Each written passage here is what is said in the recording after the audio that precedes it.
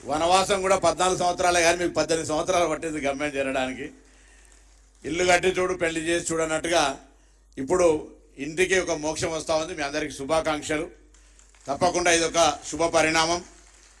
ఎందుకంటే ప్రభుత్వానికి ప్రజలకు మధ్య వారధిగా ఉండేటువంటి వృత్తిలో ఉండి ఇంతకు పెద్దలు శ్రీనివాసరెడ్డి గారు చెప్పినట్టుగా మండలాల్లో జిల్లాల్లో కొద్ది గొప్ప వారికి అక్కడనే స్థిర నివాసాలు ఉండడం వల్ల వృత్తిపరంగా ఇబ్బంది లేకపోవచ్చు. కానీ వృత్తిపరంగా అన్ని జిల్లాల నుంచి అన్ని పట్టణాల నుంచి ఇక్కడికి వచ్చి వృత్తిపరంగా చేస్తూ ఉన్నటువంటి మీ అందరికీ సంబంధించిన ఒక ఇల్లును, ఉదాహరణ నేను కూడా ఒక ఇల్లు కట్టుకోవాలంటే ఎకరన్నర అమ్ముతే గుట్టొచ్చే పరిస్థితి లేదు ముఖ్యమంత్రి గారు.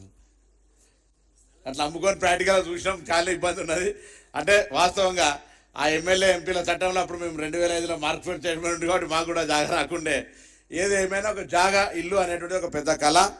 దాని సందర్భంగా 18 సంవత్సరాలు పరిష్కరించబడినటువంటి ఒక సమస్య జటిలమై మరి పెద్దలు ఈ సందర్భంగా మనం ఇద్దరికి ప్రత్యేకంగా కృతజ్ఞత చెప్పాలి.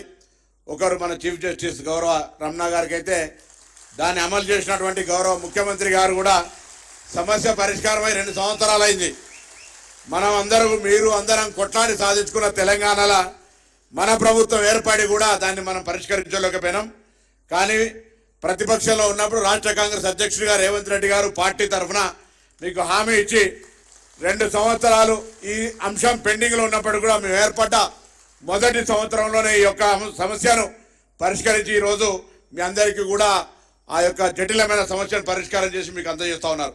నేను గౌరవ ముఖ్యమంత్రి గారికి గ్రామీణ ప్రాంతాలకు సంబంధించి ఒక గ్రామీణ ప్రాంత నియోజకవర్గం హుస్నాబాద్ లాంటి నియోజకవర్గం నుంచి ప్రాతినిధ్యం వహించే సందర్భంలో ఈరోజు గ్రామీణ అక్రిడేషన్లు, జర్నలిస్టులు, నైపుణ్యత లేదా నైతిక విలువలకు సంబంధించి శ్రీనివాసరెడ్డి గారు చెప్పినారు కాబట్టి నేను ఆ మాటల జోలికి పోను. కానీ దయచేసి క్షేత్రస్థాయిలో నిజంగా ఇబ్బందుల్లో ఉన్నటువంటి కొంత జర్నలిస్టులు ఉన్నారు. వారికి కూడా వృత్తిలో నైపుణ్యం ఉండి నిబద్ధతతో పనిచేయగలిగి వారు ఎటువంటి పొరపాటు చేయకుండా ఉండాలంటే ఎక్కడైతే అవసరం ఉండి ఇల్లు లేదనుకుంటారో వాళ్ళందరూ కూడా ఒక చట్టంలోనే ఏదైనా ఒక పద్ధతిని చేసి రాష్ట్ర వ్యాప్తంగా మండల కేంద్రాల్లో, జిల్లా కేంద్రాల్లో ఉన్నటువంటి వాళ్ళందరికీ, ఎందుకంటే 2000 నేను అనుకుంటా నెదురుపల్లి జనార్దన్ రెడ్డి గారు ముఖ్యమంత్రి ఉన్నప్పుడు కరీంనగర్లో అప్పుడు దేవులపల్లి అమర్ గారు వాళ్ళందరూ అక్కడ ఉండి, రమణారావు గారు కూడా అక్కడ ఉండి, వీళ్ళందరూ కూడా అప్పుడు ఆ రోజు మరి అక్కడ జర్నలిస్టులకు స్థలాలు ఇచ్చడం జరిగింది.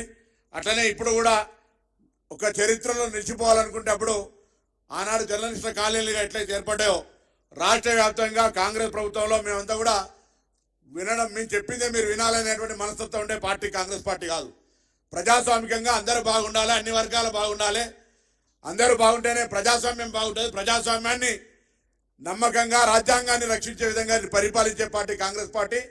అందులో మీ అందరూ అభిప్రాయాలు తీసుకుంటారు కాబట్టి నేను కూడా ఒక పౌరుడిగా మంత్రి అయినప్పటికీ కూడా గ్రామీణ ప్రాంతాల్లో ఉన్న జర్నలిస్టులకు సంబంధించి మరి వాళ్ళ ల్యాండ్స్ కూడా కొంచెం సానుకూలంగా స్పందించాలని కోరుతూ మీ అందరికీ పేరు పేరున నిజంగా కూడా చాలా సంతోషంగా మీ అందరు ఇక్కడ చూస్తున్నట్టయితే 18 సంవత్సరాలు అనేది చాలా తక్కువ సమయం కాదు. ఒక పుట్టిన పిల్లాడు ఓటేసే హక్కు దాకా వచ్చినటువంటి వయసు అలా వాడు కూడా ప్రెజర్ అయిపోయి అటువంటి పరిస్థితుల్లో మీ అందరూ కూడా ఈరోజు ఒక జాగా ఓనర్ అవుతున్నందుకు మీ అందరికీ నాకు మరొకసారి హైదరాబాద్ ఇన్ఛార్జ్ మంత్రిగా ఆ ఏరియా రంగారెడ్డి జిల్లాలో వస్తుంది కావచ్చు, బషీర్బాగ్ అయినప్పటికీ కూడా కార్యక్రమం సందర్భంగా మీ అందరికీ పేరు పేరున వ్యక్తిగతంగా నా ఆర్థిక శుభాకాంక్షలు తెలియజేస్తూ భవిష్యత్తులో ఈ నవరాత్రుల సందర్భంగా పొందుతున్న ఈ యొక్క జాగా ఎటువంటి విఘ్నాలు లేకుండా మంచి గృహం నిర్మించుకొని మరి ఒక గృహ ప్రవేశం కూడా తొందరలో జరుపుకోవాలని ఆకాంక్షిస్తూ అందరికీ నా శుభాకాంక్షలు.